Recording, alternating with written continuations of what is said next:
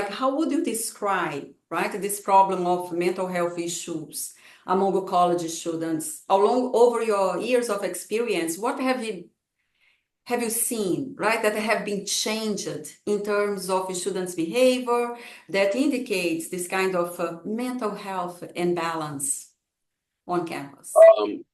So when I began my career, there were actually very few mental health issues publicly made within the career. And we're going back, I started when I was 20 years old, 23 years. It will be on September, actually August 26th will be 23 years that I've been here.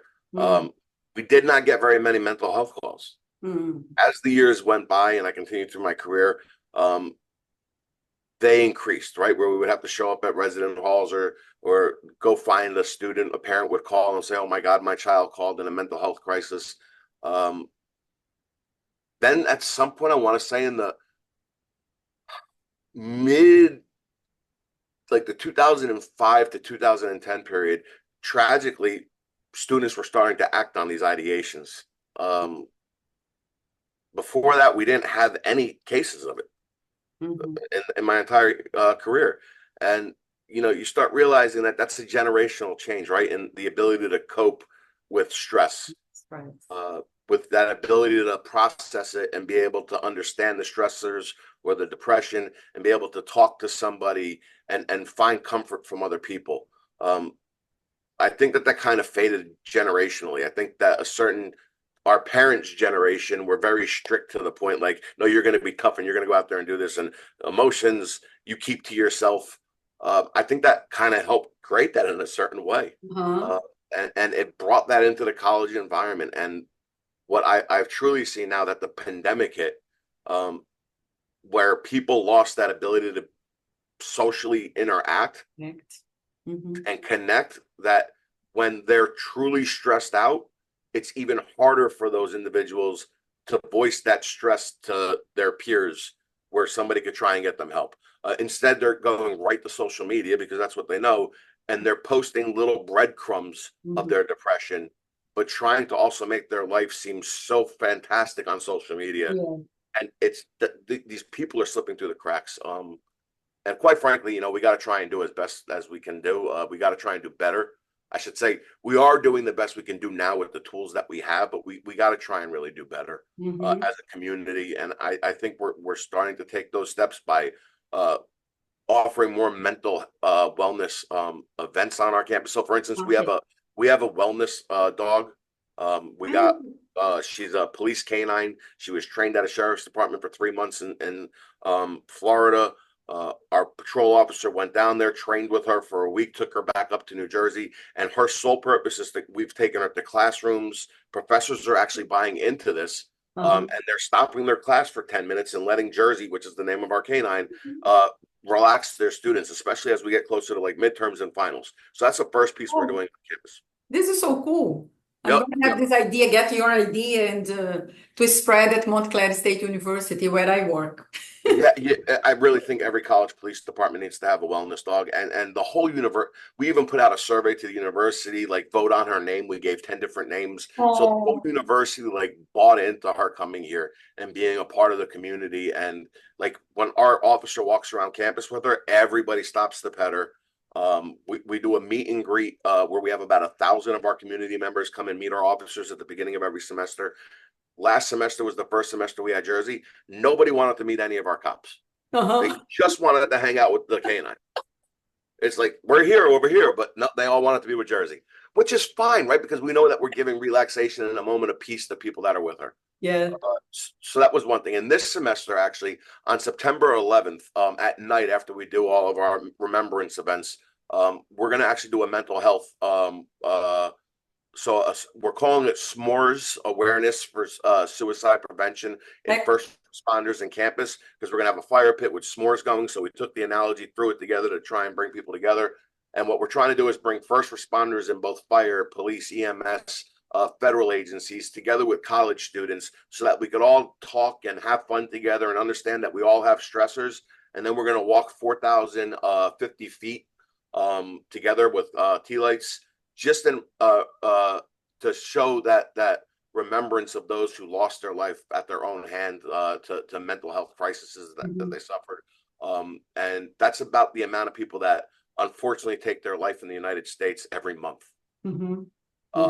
And of that amount, it's even scary that more law enforcement officers take their life than Yes. they are killed in the line of duty. So it's not just something that's experiencing on college campuses.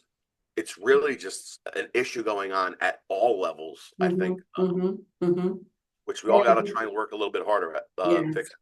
That shows that there's something wrong with our society, right? That you need to be more kind with each other, to give this moment of peace, right? And to bring a Yeah. dog in the classroom just to relax and bring Yes. people to focus again, right? Yep. And that's important. We have to get people to, focus Yeah. and Yes. realize that there's options, right? No matter how bad something seems, there's an option. There's Mm-hmm. an option where you can get through it, and that no matter how bad it is, eventually it will get better. Excellent, Yep. excellent. And you answered some of the two last questions that I have for you, right? All It right. would be about what are your initiatives, what have been your initiatives, right, to deal with these mental health problems on campus, as well as what would be for your initiative for the upcoming fall semester that you already described, right? So, I mean, yeah, so those are the initiatives that we're doing, but we're also doing something else that I think is important. We actually are building out a drone program, and one might say, how does a drone program connect with mental health, Yes, tell me. right? And that's one of the reasons why I want a drone on our campus, and we actually have them. They're behind me. I got to get my people trained. But when we get somebody who calls in with a suicidal ideation, right? Just think about the law enforcement response to try and protect that person and save the life of that person. There's building rooftops, there's parking decks, there's so many locations where that individual can go and potentially harm themselves. But when you only have 4 or 5, 6, and if we're at full capacity, 8 cops on duty at certain points, they have to check all these areas continuously until we find this person. So what does a drone do for us to Wow, help the mental health? I could put a drone up now in the sky with an infrared camera, and excellent. I could constantly view all the rooftops and the parking decks for any heat signatures to hopefully try and prevent somebody from doing something Mhm. because we couldn't get there fast enough. Yeah, So increase the that's a surveillance, right? right. So that's a third initiative that we're throwing into play.